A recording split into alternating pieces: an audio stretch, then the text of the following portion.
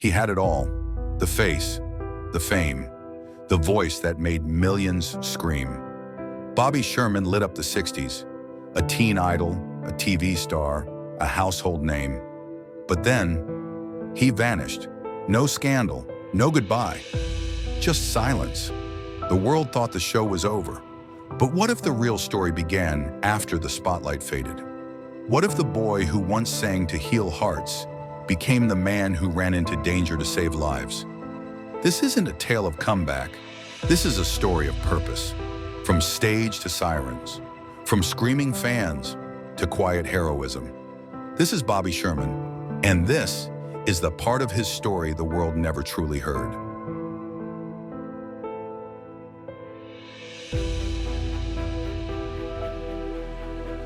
July 22, 1943, Santa Monica, California. The world was still at war, a planet trying to mend its wounds. Yet in a quiet hospital room near the Pacific coast, a soft cry marked the arrival of a boy who would one day set millions of hearts fluttering. He was named Robert Cabot Sherman Jr., a name long and formal, not one you'd expect to see in flashing lights or hear screamed by adoring fans. But fate had a different plan. Raised in the San Fernando Valley, Bobby's childhood was filled with simple, ordinary moments. His father, an engineer, believed in discipline. His mother, warm and artistic, nurtured Bobby's sensitivity. As a child, he wasn't the loudest in the room, nor the boldest. Instead, he listened, he observed, and when he was alone, he sang. By age 11, he was drawn to the guitar, teaching himself basic chords, not for performance, for peace. Music was his secret place, a world where he could speak without fear, where feelings had melodies instead of explanations. In high school, he joined a band called the Housemates. They played at local dances, school events, sometimes just for fun in someone's garage. Bobby wasn't the front man, not yet, but he had presence, even in silence. He was also a good student, and when graduation arrived, Bobby didn't dream of Hollywood. Instead, he enrolled in Pierce College with a focus on child psychology. He wanted to help kids, maybe become a teacher. Fame, cameras, that belonged to someone else's story, but that quiet harmony was about to meet a major chord. It was a moment that would change everything. Unbeknownst to Bobby, sitting nearby was casting coordinator Harriet Wasserman. She heard something rare, not just a voice, but an essence. She approached him later and asked, "Do you have an agent?" He blinked. "No." She smiled. "Well, you will." Within weeks, Bobby Sherman found himself standing in a television studio, auditioning for a new ABC show called Shindig. The network was seeking fresh, youthful performers for a variety series blending rock music, dance, and charisma. Bobby, with his tousled brown hair, sparkling eyes, and natural humility, was an instant fit. And so, with no grand plan, Bobby stepped into the lights.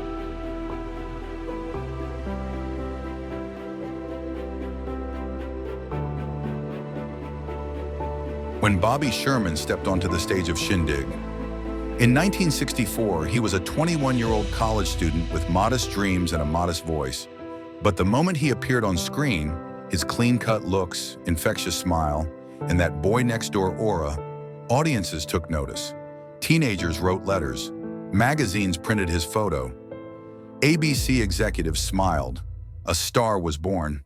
Shindig was Bobby's launchpad, but it was only the beginning. Soon he found himself appearing in guest roles on hit shows like The Monkees and Honey West. Casting agents praised his charisma. Directors loved his professionalism. He wasn't just another teen face. He was reliable, approachable, and endlessly marketable. Then came 1968.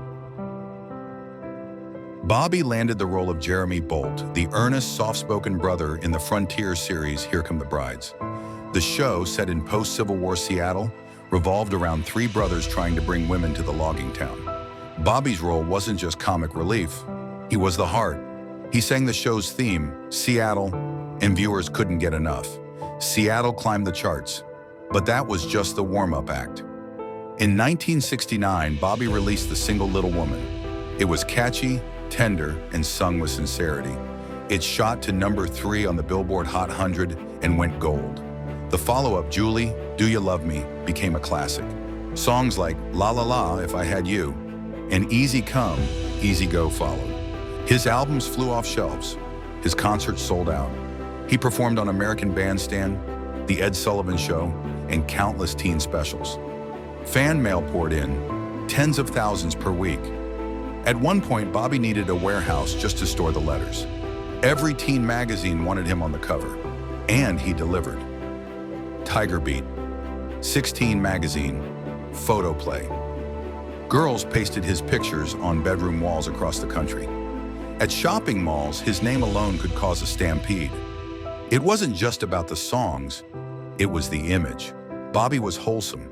He didn't drink, he didn't party. He gave respectful interviews and smiled for every photo. Parents approved. Teenagers adored. America had found its ideal pop star. But with every encore, every flashing bulb, a question started to grow inside him. How long can anyone live as a dream?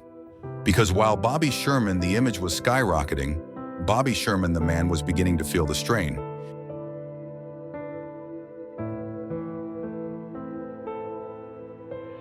By 1970, Bobby Sherman had become a phenomenon. He wasn't just a singer or an actor, he was an industry, a machine, a product. His days began before sunrise with film shoots or rehearsals. Evenings were consumed with studio recordings. Weekends, always on the road. Concerts, appearances, interviews, red carpets. Thousands of screaming fans. Autograph lines that wrapped around city blocks. On paper, it was a dream life. But behind the scenes, it was a life stretched thin. Bobby later described it as a grind. Not in bitterness, but in exhaustion. I'd film 5 days a week, he said in a rare interview, then fly Friday night to perform concerts Saturday and Sunday. I'd come back on a red eye and go straight back to filming Monday morning. For years, I didn't see my house. I didn't even have time to buy furniture. Fame was like a beautiful costume. You wore it, you smiled, you danced. But it wasn't who you were inside. The media loved to show Bobby surrounded by adoring fans. They didn't show the sleepless nights, the missed family events, the loneliness, the aching question, who was Bobby Sherman really? A singer, a brand, a face. He wanted to evolve, to try different roles, to write deeper music. But studios and producers hesitated. They wanted the clean teen idol, no risks, no depth, just that trademark grin and love songs for high school hearts. He found himself stuck. And for someone who once dreamed of helping people, studying child psychology, playing music to soothe, not to entertain the masses but to heal, the disconnect became too much. One moment finally pushed him. It was a show in the Midwest, a massive crowd. Girls screaming so loud, Bobby couldn't hear his own band. As he stepped off stage, drenched in sweat, he looked in the mirror and felt nothing. No joy, no pride, just fatigue. He realized this wasn't living, it was performing, and he needed to find his way back to life. So in the early 1970s, Bobby Sherman made a shocking decision. He walked away, not from music entirely, but from the circus, from the blinding lights, from the schedule that had taken over his soul. He chose silence, he chose peace, he chose purpose.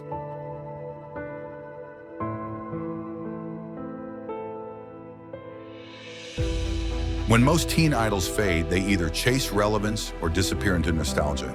But Bobby Sherman chose something else entirely. He chose to serve. It started with a television script. In 1974, Bobby was invited to guest star on an episode of the hit series Emergency.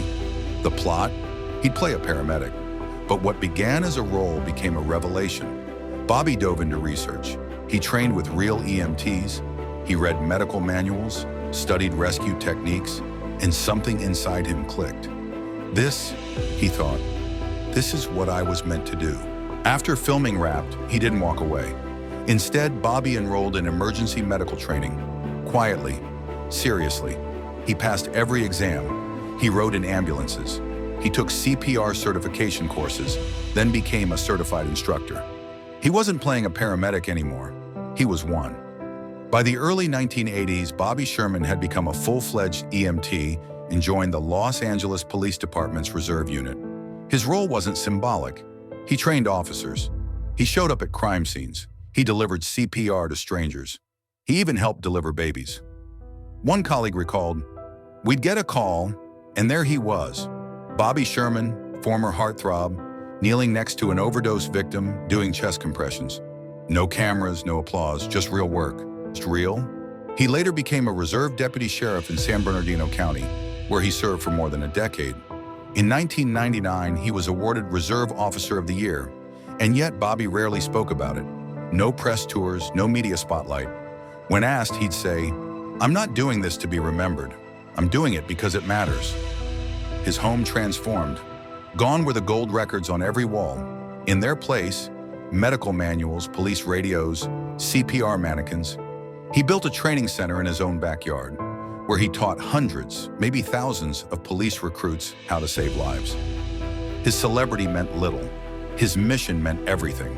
For Bobby, this wasn't a reinvention. It was a return to the quiet boy who once studied psychology, to the man who wanted to help children, heal hearts, make the world better, not with a song, but with his hands.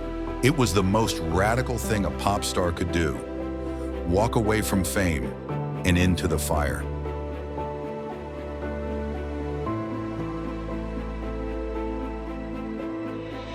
Behind the police badge, behind the EMT gear, behind the memory of a pop star, lived a man of deep devotion to family, to children, to the quiet work of doing good. In the 1970s, while his fame was still echoing in posters and radio waves, Bobby Sherman married Patty Carnell. Together, they had two sons, Christopher and Tyler. Unlike many celebrities of his time, Bobby kept his children away from the spotlight. He wanted them to have normal lives without the burden of fame. He coached Little League, helped with homework, cooked dinner. Friends recall him as an involved father, someone who traded screaming fans for school plays and bedtime stories. When asked about his greatest achievement, he never mentioned a song. He said, "My boys." Years later, after his first marriage ended, Bobby met Brigitte Poublon, a woman who shared his passion for humanitarian work. They married in 2010 and soon began one of Bobby's most meaningful chapters, philanthropy. Together, they founded the Brigitte and Bobby Sherman Children's Foundation, a nonprofit based in Ghana dedicated to providing education, health services, and music programs for underprivileged youth. The mission was simple: empower children through knowledge, rhythm, and compassion. Bobby often traveled to Ghana personally, visiting classrooms, helping build infrastructure, sitting with students. He never stood on a stage. He sat on the ground with children, guitar in hand, singing. He didn't seek headlines. He didn't want credit. He believed in the quiet miracle of changing one life at a time. Back home, his house was filled not with trophies, but with the laughter of grandchildren. 6 in total. He played with them, taught them chords on the guitar, told stories about the old days, and always reminded them to stay kind, to stay real. His wife Brigitte once said, "The Bobby people remember from TV was just the surface. The man I know, the man our grandchildren know, is far more inspiring." In his final decade, Bobby slowed down. He stopped teaching at the academy. He gave fewer interviews, but he never stopped giving. He answered foundation emails personally. He handwrote thank you notes. He volunteered at local clinics. He still carried a CPR mask in his jacket. His life had come full circle. From a psychology student hoping to help others, to a global star, to a quiet angel in the background of emergencies in schools.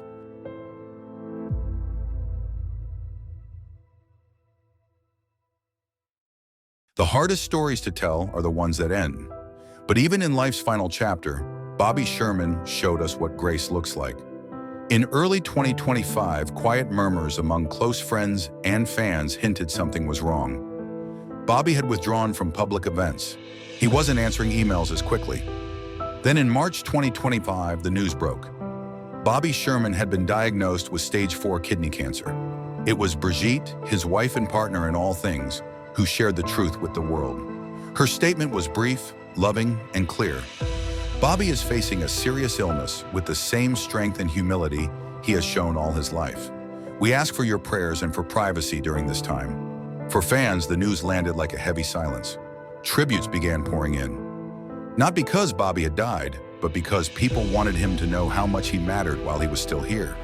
Thousands of messages, stories, memories, photos, letters, songs. Old fans wrote about the first concert they attended in 1970. Young EMTs thanked him for inspiring their careers. Ghanaian children sent him handmade cards. He read them all, slowly, smiling, often moved to tears. Bobby chose to stay home, surrounded by family, dogs, books, and music. He didn't want hospitals. He didn't want headlines. He wanted quiet, the kind of peace that only comes after a life fully lived. In those final weeks, his sons came often. His grandchildren laughed in the background. He and Brigitte sat in the garden, watching the wind through the trees. He listened to Chopin, sometimes Elvis, sometimes silence.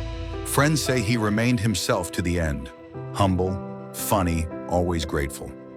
One day in June, as his condition worsened, he turned to Brigitte and whispered, "It's okay, I'm ready." On June 24, 2025, Bobby Sherman passed away peacefully at home in Encino, California, holding his wife's hand. He was 81 years old. The official statement read, Bobby left this world surrounded by love, light, and family. He asked for no public memorial, just that you be kind to each other. And so, a voice that had once filled stadiums fell silent, but the echo was everywhere.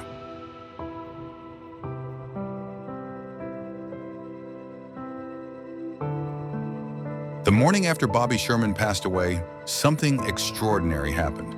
The internet, often loud, divisive, impatient, fell still for a moment of quiet reverence. News of his death spread across headlines. Teen idol turned lifesaver dies at 81. Bobby Sherman, the pop star who became a hero. But it wasn't the media that mourned loudest. It was the people boomers who'd once screamed his name in the 1970s now lit candles, posted childhood photos, and wrote, "He was my first crush." Former police recruits and paramedics recalled the day Bobby taught them CPR. School children in Ghana gathered to sing, creating a video tribute for the man who helped build their classrooms. Radio stations across the country played Little Woman and Julie, "Do Ya Love Me" in his honor.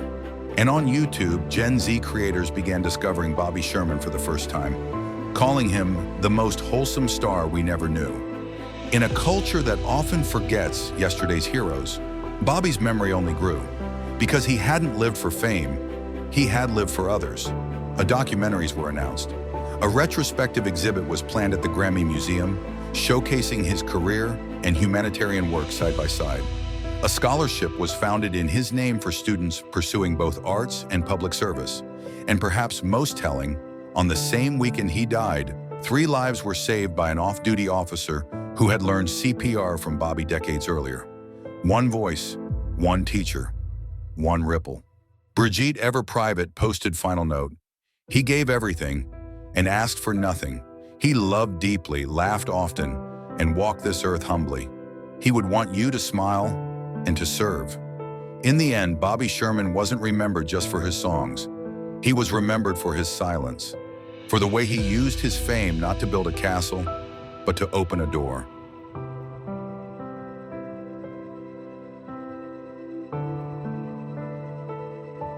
In the theater, an encore means the audience isn't ready to let go. They clap, they cheer, they rise, hoping for one more moment. One last song. And in many ways, Bobby Sherman gave us an encore. Not in music, but in meaning. His life didn't fade like a melody, it deepened like a legacy. The boy who strummed a guitar in a high school garage became a voice of a generation, then a healer of strangers, then a father of missions that will outlive us all. He sang songs that played on transistor radios under starlit skies. He taught CPR to recruits who now save others daily.